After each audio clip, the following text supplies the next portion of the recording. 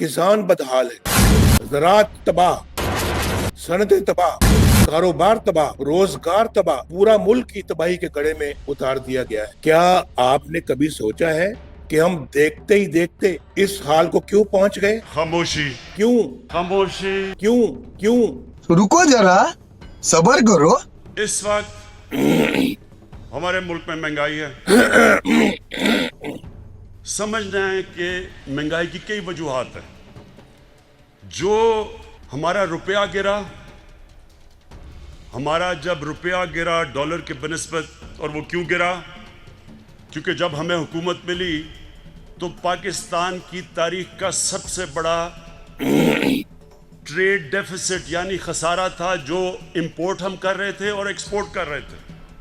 60 अरब dollar की बाहर से चीजें ले रहे थे और सिर्फ 20 अरब डॉलर बाहर दुनिया को बेच रहे थे। 40 अरब डॉलर का खसारा था। तस्लीम नहीं करता। जब ये खसारा होता है तो इसका डॉलर की कमी हो जाती है, डॉलर महंगा हो जाता है, रुपया नीचे आ जाता है। जब रुपया गिरता है तो जो भी चीजें आप बाहर से खरीदते हैं वो महंगी हो जाती हैं। खिलवाड़ करके आपको इन हालात से दो चार किया है।